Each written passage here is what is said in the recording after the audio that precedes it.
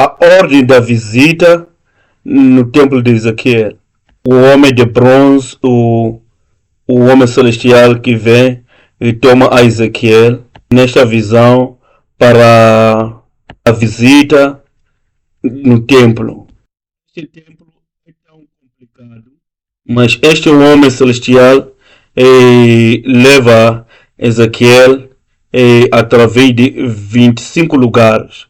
O número 25 é proeminente no livro de Ezequiel e no templo de Ezequiel.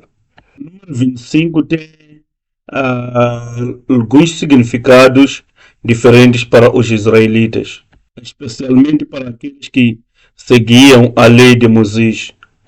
A divisão de 50.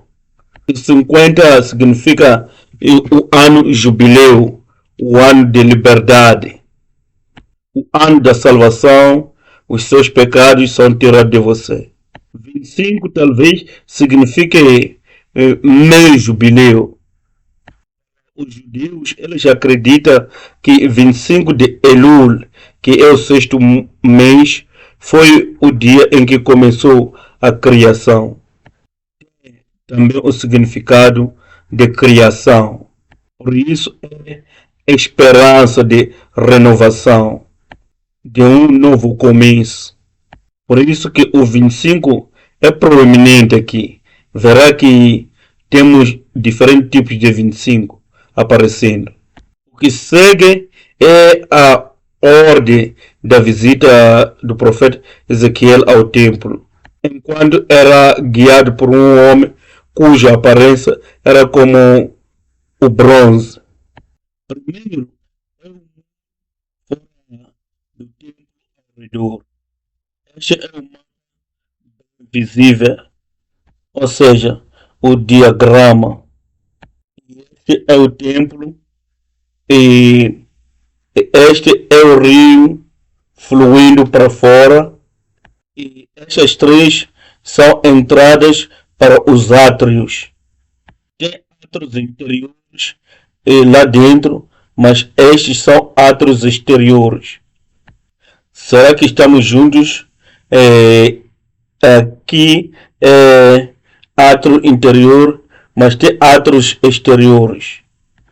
Estes são portões para átrios exteriores e estes são portões para átrios interior. E ao lado temos o santuário, que é o Santo dos Santos. Espero que vocês se lembrem da estrutura do tabernáculo, é um pouco semelhante. Agora iremos olhar para este diagrama. Ainda que isto está em coreano, estes são os números em ordem de visitação. Primeiro, como pode ver aqui, o número 1. Número 1 é o muro fora do templo ao redor.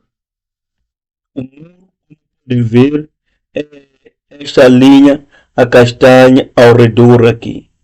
Foi a primeira coisa que ele viu. Segundo, é o portão de átrio de fora que estava no lado do este.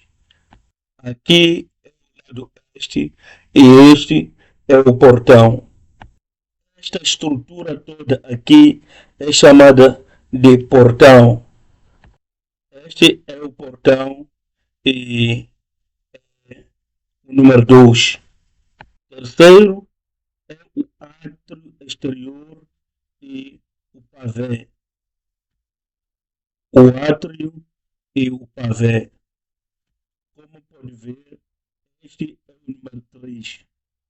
Vês que parece tipo de tijolo. Este é o pavé. Isto é chamado de pavé. E esta parte aqui é chamada de átrio exterior. O portão exterior que olhava para o norte. E o portão de átrios exteriores que olhava para o sul. Esta parte aqui é o lado sul. A entrada, o portão de átrios interiores que olhava para o sul. esta parte aqui. Entrou seguindo esta linha e viu esta entrada, viu o pavê, viu a entrada do norte, viu a entrada do sul, viu o pátio exterior e viu o portão de aquilo que é o átrio interior, o portão que olha para o sul, ou seja, que está do lado sul. E saiu dali e foi para a entrada ao átrio interior que olha para o oeste. Significa que ele saiu daqui para o oeste aqui e foi para o portão ou a entrada dos átrios interiores que está do lado do norte. Daí a câmara onde o holocausto é enxaguado. E este é o número 9. Câmara. Câmara significa quarto, aonde o holocausto queimado é enxaguado. A oferta queimada é preparada e enxaguada aqui antes de ser levado e trazido no altar dos sacrifícios. O quarto onde os sacerdotes, ou seja, o quarto dos sacerdotes que guarda o templo e o quarto dos sacerdotes que tem a responsabilidade do altar. Número 10. Estes são os quartos ou as câmaras dos sacerdotes. Na varanda do templo, este é o templo e aqui é o portão do templo. Como pode ver, tem a varanda aqui, depois o santuário, o que é conhecido de nave, e o Santo dos Santos. O santuário é o lugar santíssimo. Está aqui, como podem ver. Os quartos aos lados, ao redor de todo o templo. E os átrios, 20 cúbicos. Os quartos ao lado são estes aqui, como pode ver, do lado norte e do lado sul. Quando fala-se de templo, fala-se do santuário, que tem o santuário e o Santo dos Santos. Nesta planta consegue ver que fala-se desta área e aquela área. Dos dois lados do Santo dos Santos tem quartos para propósitos variados. 14. Uma área separada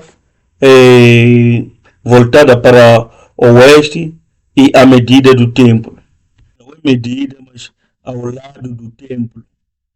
É esta área aqui. Esta é uma área separada, ao lado, voltada para o oeste. Então não é medida, é ao lado do templo. Dentro do templo, onde os querubins e as palmeiras foram esculpidas. Número 15 é no interior do santuário. O altar de madeira, a porta da nave e o santuário, e onde a lenha é rachada. Como pode ver, é aqui dentro. Número 17 e são quartos santos dos sacerdotes. Aqui estão os quartos santos dos sacerdotes, a medida do muro ao redor do templo. Agora começam as medidas, começam a medir o muro ao redor do templo. Esse era o número 18. Número 19, o portão voltado para o oeste, o átrio interior, o altar dos holocaustos. Como podem ver, é aqui aqui e aqui.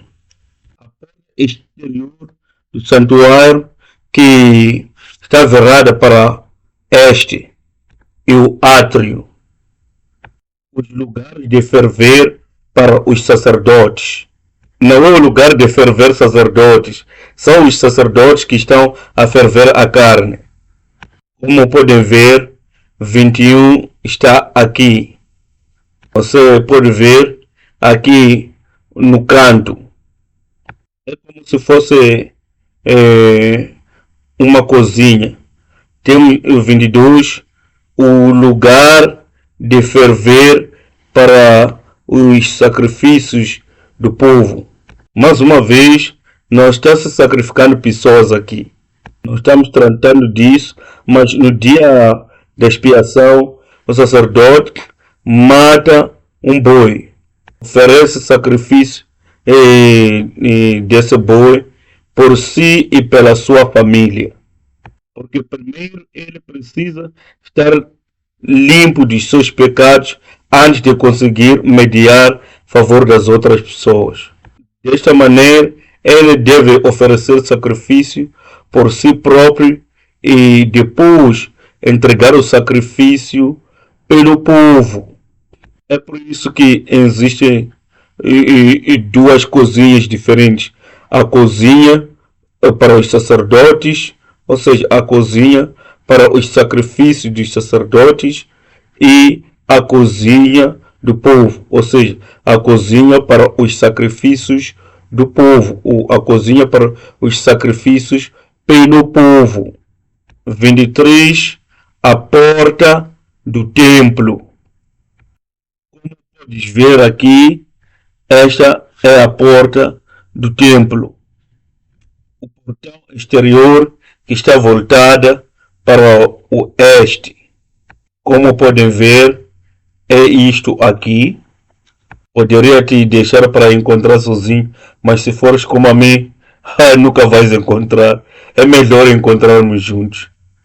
Por último, os ribeiros do rio que são formados pela subida das águas que vem debaixo do limite da casa ou do templo. Estes são os ribeiros do rio. Esta foi a última coisa lhe mostrada pelo homem com a aparência do bronze. Recursos notáveis na visita ao templo de Ezequiel. A primeiríssima coisa ou primeiríssimo lugar que visitaram foi o muro no exterior, todo ao redor do templo. Ezequiel 40, versículo 5. Então vi um grande muro que cercava toda a área da casa, o templo. O comprimento da régua da medição na mão do homem era de 6 côvados longos, com pouco mais de meio metro cada. Em seguida, ele mediu o muro, que tinha uma régua, isto é, 3 metros de espessura e 3 de altura, em medidas longas de construção da época. Um cúbico são 6 réguas. O que é régua? Isto é régua. O tamanho médio é de 7,6 centímetros. Um cúbico é do seu dedo até o seu tornozelo da mão. Como nenhum deles tinha a fita métrica, usavam essa coisa para medir essa régua. E o tamanho médio é de 45 centímetros. Isso seria um cúbico. Portanto, o cúbico do livro de Ezequiel é diferente dos cúbicos de outras partes da Bíblia. O cúbico normal é 45,6 centímetros. E nas mãos do homem havia uma vara de 6 cúbicos de medir. Então aqui temos o cúbico e a régua. Cada um cúbico usado em Ezequiel é um cúbico normal mais uma régua. é chamado de cúbico comprido ou cúbico longo. Em Ezequiel, usa-se o cúbico e a régua como um cúbico, ou como o tamanho de um cúbico. E ele não usa nenhum termo diferenciado, apenas diz que é o cúbico. Esta é a única explanação aqui. Nós precisamos entender que quando Ezequiel diz que um cúbico refere-se ao cúbico comum mais a medida de uma régua. E isso é daqui para aqui. São 45,6 mais 7,6. Juntos são 53,2 centímetros. O cúbico de Ezequiel, também conhecido como cúbico real ou cúbico longo. Este templo celestial precisa de objetos de medidas especiais, que são diferentes de objetos de medidas terrenas. São objetos diferentes. Ele está com uma vara que tem medidas de 6 cúbicos. Então, deve ser 3 metros, 19 centímetros. Arredondando, são 3,2 metros. Quão comprido são 3,2 metros? Eu tenho 1,73 ou 1,72, se não me engano. Então deve ser 2 vezes a minha altura. Estou certo? A espessura e a altura era igual. Já imaginou dessa espessura? Seria uma parede muito forte, talvez igual à parede de Jericó ou ainda mais. Esta parede vai manter as coisas de fora. A vara de medir era de 6 cúbicos. Cúbico longo é o comprimento entre o cotovelo e as pontas dos dedos. Um cúbico é igual a 45,6 centímetros mais uma régua igual a 7,6 centímetros e é 53,2 centímetros. Portanto, 3 longos cúbicos é igual a 3,19 arredondando 3,2 metros. A parede tinha a espessura de 3,2 metros e 3,2 metros de altura e era forte, seguro e tinha uma aparência quadrada. A parede protegia a santidade de Deus através de prevenir a entrada do profano. Precisamos da bênção desta parede nas nossas vidas. O muro do fogo santo de Deus, o muro da proteção de Deus, para que o profano do mundo não possa entrar. Lembra-se sempre que Deus constrói alguma coisa, Ele faz de tudo para que as paredes sejam bem fortes. Lembra quando instruiu a Noé de construir a arca? Ele disse que cobrir dentro e por fora com betume. É feito através de um produto que vem das árvores. Portanto, representa o sangue do Senhor Jesus Cristo. Jesus é a árvore da vida. O líquido que vem dele é o sangue. Precisamos ser cobertos com o sangue de Cristo por dentro e por fora, para que as águas sujas do mundo não possam nos invadir. porque uma vez que a água entrar dentro, a arca vai afundar. Quer dizer, a nossa vida da fé vai afundar. Por isso devemos estar cobertos com o sangue do Senhor Jesus Cristo. No templo de Ezequiel, é um muro de espessura grossa que não pode ser penetrado.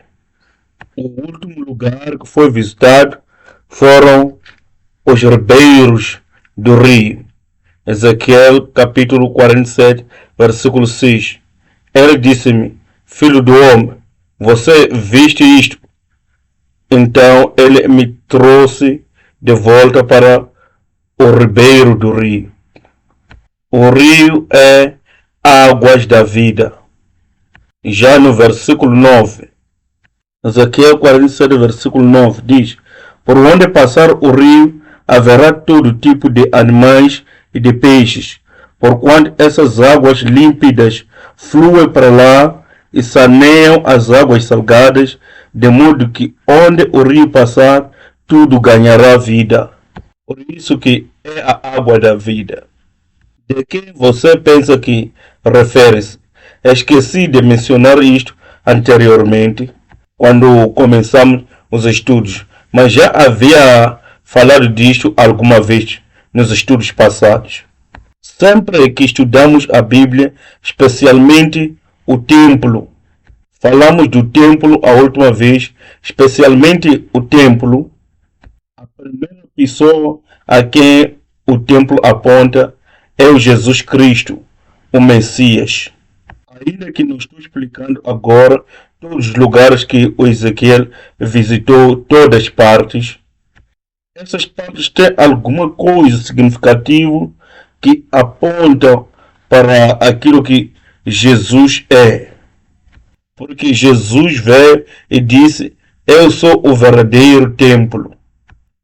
Esses templos são sombras de Jesus. Indo mais além, o apóstolo Paulo diz, 1 Coríntios capítulo 6, versículo 16, assim como no versículo 19, que os vossos corpos são templos do Espírito Santo. Então, este templo é um modelo padrão para nós.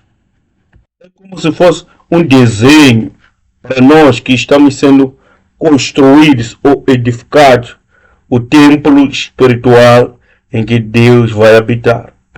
Individualmente, os nossos corpos são templos do Espírito Santo.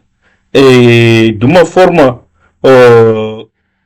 de uma forma grupal, e todos em comum, como igreja universal que fazem parte do reino de Deus, somos edificados um templo espiritual. Deste mundo, proteger e prevenir com que o profano possa entrar. Mas tem algo que sai para fora. O muro não impede o que sai para fora. O que é isso? É a água de Deus. É a vida que vai para fora. Não podemos colocar barricadas de maneira que não saia alguma coisa. E deve sair alguma coisa de nós para fora. Só que não deve entrar aquilo que é de fora em nós. Em outras palavras, nós devemos influenciar, devemos impactar, mas não podemos ser impactados pelo mundo fora, influenciado pelo mundo fora. Pergunta-se a si mesmo: o que sai demais para fora de você? Vamos pensar um pouco acerca das entradas e saídas. Temos muitos meios de entradas: os olhos, a boca, as narinas, os ouvidos. A questão que não quer calar é: o que você permite entrar? Vamos permitir com que os nossos filhos, a segunda geração, a terceira geração, tenham a bênção dos muros do templo de Ezequiel, para que as entradas sejam controladas. Porque nós, os pais, não podemos controlar isso. Eles são mais espertos do que a nós. Sempre eles têm seus meios se quiser alguma coisa. Em vez de lutar para controlar fisicamente, permita com que haja este controle espiritual, para que eles saibam controlar as suas entradas e saídas. O segundo assunto mais importante é o que é que sai de você. Referimos-nos às nossas palavras, à expressão facial, às nossas vibrações, o nosso cheiro. Analisando o que tens falado, será que o rio das águas vivas flui da sua boca? Está espalhando veneno, coisas toscas para as pessoas ao seu redor. Até algumas vezes, nós como pastores, somos humanos, usamos as latrinas, reclamamos, chegamos a murmurar. Eu estava falando para os meus filhos, vocês precisam pensar positivo. Vocês devem brilhar. E eles estavam a responder, pai, parece que tu também é muito negativo. Porque sempre diz, não faça isso, não faça aquilo, não faça aquilo. Será que isso é positivo? Nós não conseguimos ver-nos a nós mesmos. Não conseguimos ver as nossas expressões faciais. Será que a maior porção do que sai em você é positivo ou é negativo? Será que as pessoas ao seu redor são beneficiadas pelo que sai de você? Aqueles mares mortos, será que são purificadas? Os peixes que estavam mortos no mar morto voltarão a viver. Será que os corações das pessoas e as próprias vidas das pessoas serão vivificadas por você? Será que as pessoas estão sendo beneficiadas pelos rios de águas vivas saindo de você? Jesus fala daqueles que creem nele, diz que aqueles que creem em mim terão rios de águas vivas fluindo a partir deles. Vemos isso em João capítulo 7, versículo 37 até 39. O templo de Ezequiel mostra que os muros vão bloquear com que o profano não penetre dentro, não penetre no interior. Mas o rio de água viva flui para fora para dar a vida. Para dar a vida. Que possamos ser este tipo de templo. Apocalipse capítulo 22, versículo 1 a 2. Então o anjo me mostrou o rio da água da vida, que translúcido como cristal fluía do trono de Deus e do Cordeiro, e que passa no meio da rua principal da cidade. De uma e outra margem do rio estava a árvore da vida, que produz 12 frutos de mês em mês, e as folhas da árvore servem para a cura das nações. Jesus trouxe estas águas da vida para nós. Já havia mencionado isso anteriormente, volto a mencionar. Jesus disse à mulher samaritana, todo aquele que beber da água que eu lhe der, nunca terá mais sede. João capítulo 7, versículo 37 a 38, acabamos de mencionar agora. No versículo 39 diz que essa água, Jesus referia-se ao Espírito Santo. A água viva começou do santuário, o lugar santo. Não podemos produzir esta água viva por nós mesmos. Só o trono de Deus é a fonte desta água. Ezequiel 47, versículo 1.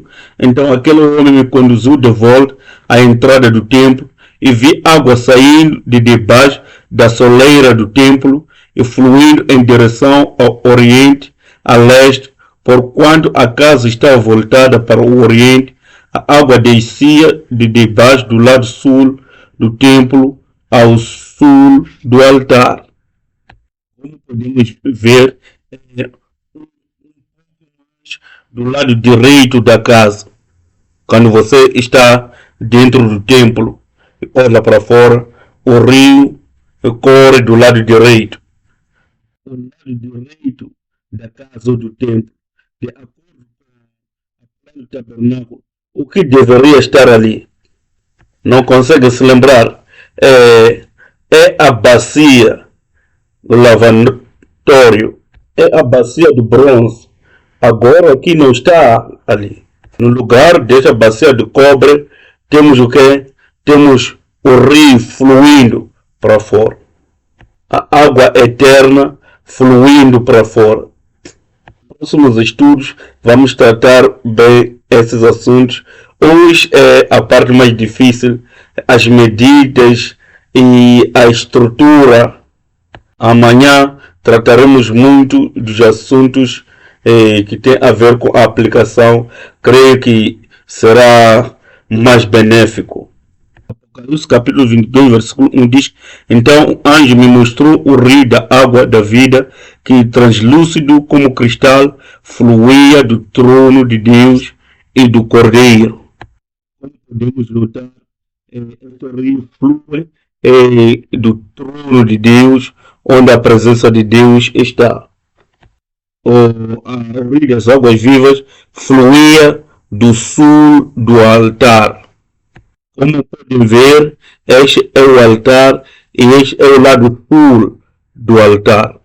Não quero me orgulhar, mas quero dizer que fiz muitas pesquisas para entender o livro de Ezequiel. As pesquisas que fiz, os livros arqueológicos, teológicos que busquei de várias partes do mundo, realmente nunca me deparei com um mapa, com um desejo, com tantos detalhes como este aqui. Não estou a me orgulhar, não. Grandes estudiosos deste mundo ainda não têm estas cópias. Agradeço muito ao Reverend Pag, que está no céu agora, por ter nos deixado este trabalho, que está nos beneficiando tanto. Se você me dizer para escrever isso, ler cada versículo, escrever cada coisa aonde deve se encontrar, não posso conseguir realmente. Estou certo, muitos de vocês não podem conseguir desenhar assim.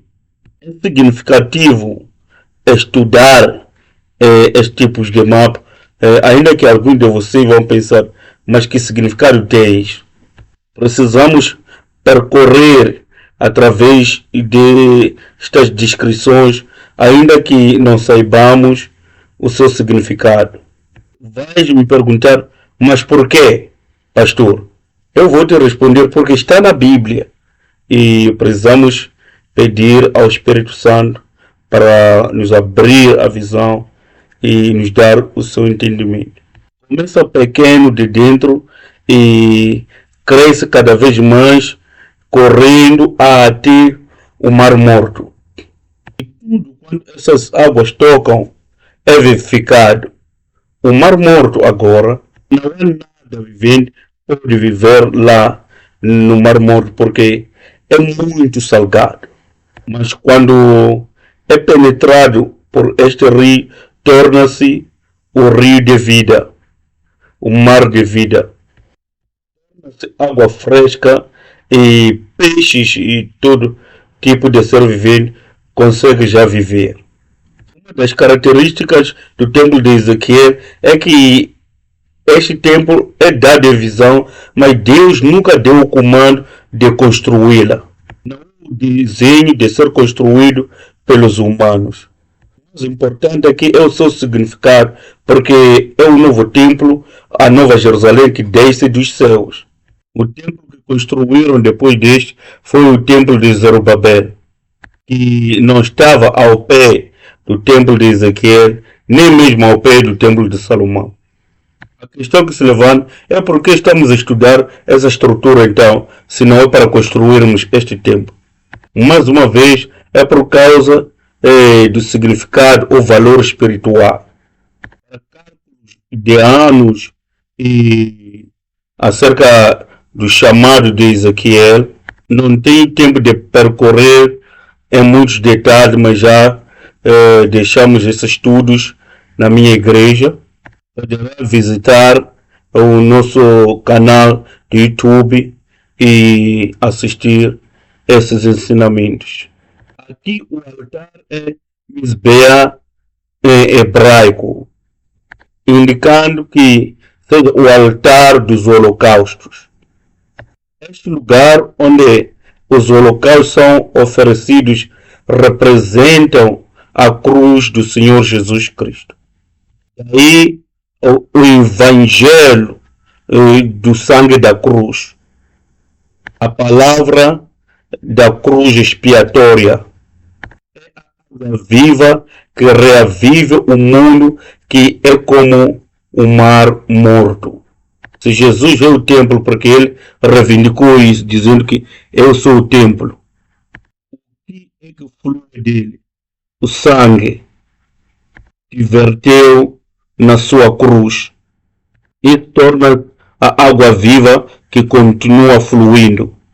É o sangue de Cristo fluindo em você hoje, na sua igreja, na sua casa, doando vida, até para o mar morto, porque sem Cristo somos o mar morto. O que faz com que o templo de Ezequiel seja único é o altar dos holocaustos que está no centro. Lembra-se da estrutura do tabernáculo, o altar dos holocaustos não estava no centro. Assim e assim, e o altar dos holocaustos estava aqui. Mas olha para o templo de Ezequiel, o altar dos holocaustos está no centro. E esta estrutura é quadrado. Você lembra-se de outra coisa que é quadrado? Para o tabernáculo não era quadrado. A Nova Jerusalém é quadrado e no tabernáculo o Santo dos Santos é quadrado. Quadrado tem o significado do lugar onde Deus se encontra, do lugar onde há a presença de Deus. Isso quer dizer que as quatro paredes, os quatro lados têm as mesmas medidas, significando que Deus é justo, reto e perfeito em todos os ângulos, de todas as maneiras diferentes que possa pensar. E a sua presença está no Santo dos Santos, onde o lugar é quadrado.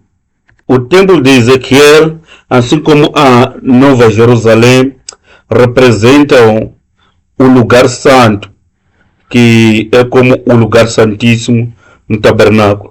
Porque o lugar santíssimo é onde se encontra Deus.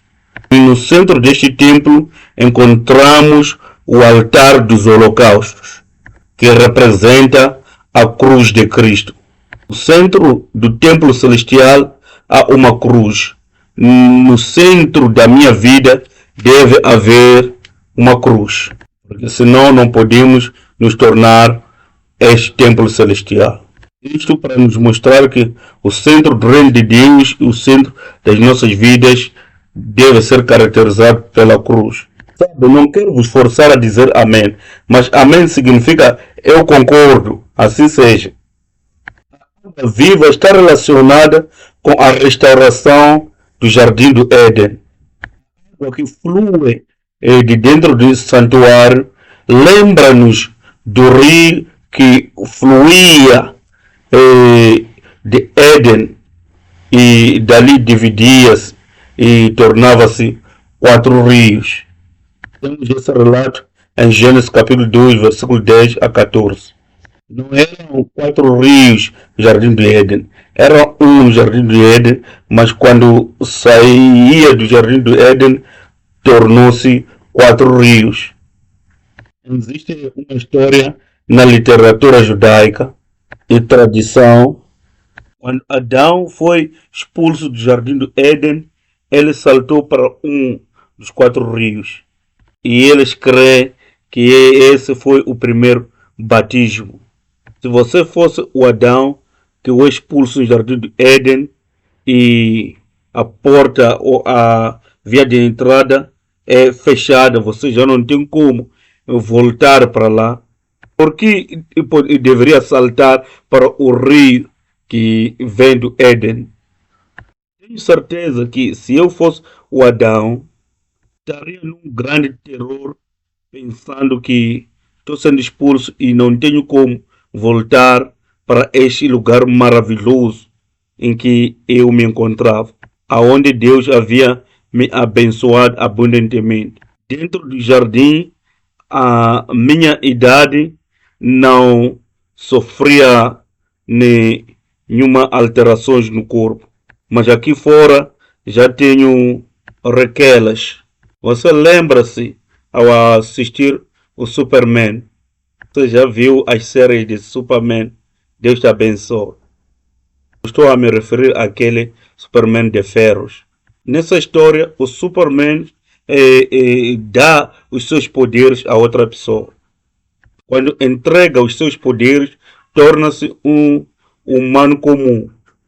Então, o que acontece é que o Superman perde os seus poderes e diz para sua mãe ou seu pai: não há problema, eu posso entregar os meus poderes. Depois de entregar os seus poderes, alguém lhe dá uma bofetada e ele começa a sangrar. E começa a pensar: por que deixei renunciar os meus poderes? Começa a notar a diferença quando tinha os poderes e agora que já não tem. Creio que quando Adão foi expulso do jardim do Éden, começou a notar essas diferenças imediatamente. Começou a sentir o peso do seu corpo, começou a sentir as dores na coluna, começou a se esquecer daquilo mais aquilo. Todas essas coisas são efeitos da queda. Provavelmente ele já queria voltar para lá. E eu acho que eu estando no lugar dele, talvez faria o mesmo. E ele pensou que o rio que saía do jardim iria resolver a situação. Porque este rio sai do jardim. Lembro da minha explanação do maná que vinha dos céus. Este rio está saindo do jardim do Éden. Talvez tenha algumas propriedades da eternidade. E a história continua, diz que ele saltou para ali com a esperança de ser lavado, com a esperança de ser purificado, com a esperança de ter de volta os dias que ele comungava com Deus no jardim. Se realmente houvesse fisicamente este templo de Ezequiel e houvesse literalmente esse rio que flui do templo de Ezequiel para fora, quantos de vocês iriam comprar bilhete para visitá-la? Especialmente nos dias de hoje, quando há coronavírus, e basta você entrar, você está totalmente curado. E Jesus diz: toma a minha palavra tem as mesmas propriedades que aquela água. João 19, 23. Após haver crucificado Jesus, os soldados tomaram-lhe as vestes e as dividiram em 4 partes, uma para cada um deles, sobrando a túnica. Esta, entretanto, era sem costura, tecida numa única peça, de alto para baixo. Veja aqui, um rio sai e torna-se 4 rios. Jesus é crucificado e as suas vestes são divididas em 4. A túnica era uma peça, eles usaram a sorte e um soldado ganhou e levou. Olhando para as vestes de Jesus, são 4 peças, 4 seres vivos com 4 faces cada um deles. A palavra de Deus expressada através de 4 evangelhos. O número 4 representa as 4 direções, ou seja, os 4 cantos da terra. Um representa a Trindade de Deus, o ser divino, tornando-se humano, ou seja, terreno. É o Deus celestial que vem a esta terra. Eu quero dizer que um rio que saiu do Éden tornou-se 4 e fluiu ao redor de toda a terra. Estes são os 4 evangelhos, a palavra de Deus. O evangelho verdadeiro da cruz começou com Jesus, o verdadeiro templo.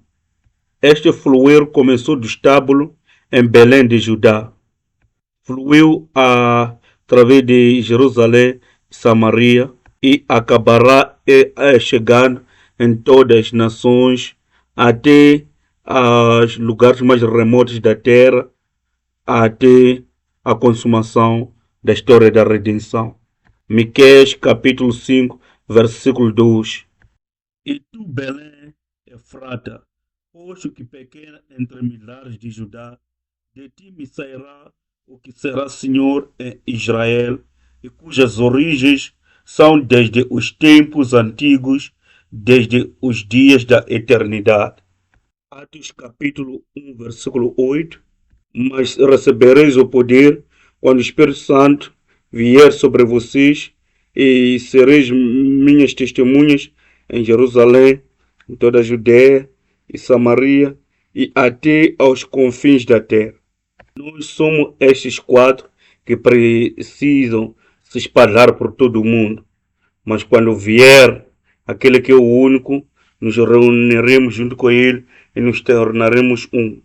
As águas vivas dos últimos tempos do Evangelho também começarão de pouco.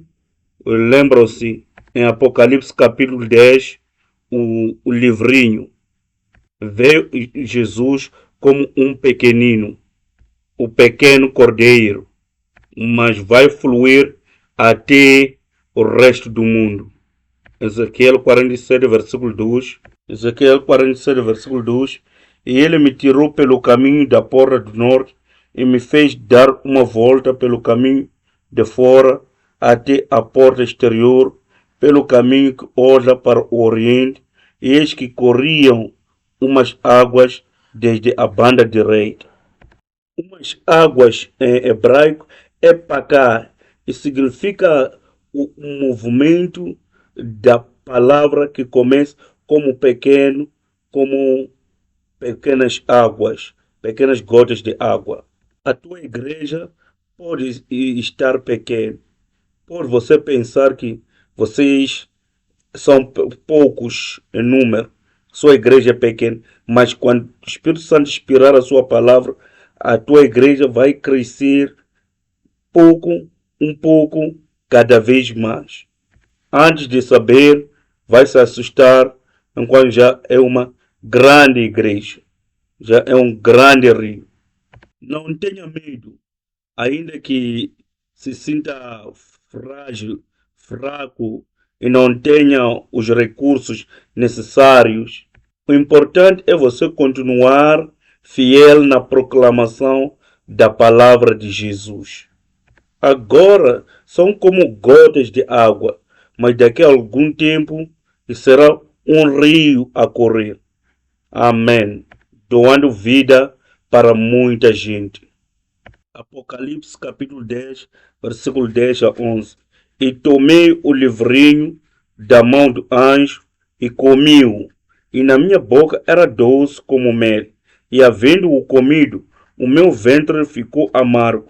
E ele disse-me: importa que profetizes outra vez a muitos povos e nações e línguas e rei. Algumas vezes o ensinamento da palavra pode animar na cabeça, serem doces, mas quando tenta digestionar, tenta aplicar, viver na vida, aplicar na vida real, não é nada fácil. Às vezes, por causa da palavra que você recebeu, tem que mudar o estilo de vida. Vai perder bons amigos e vai perder a fama, e a sua vida começará a ser limitada. Isso é amargura. Nós precisamos comer a palavra e engolir a palavra. ainda que se torne amarga no nosso estômago. E depois diz que você deve profetizar de novo para muitos povos, nações, línguas e reis.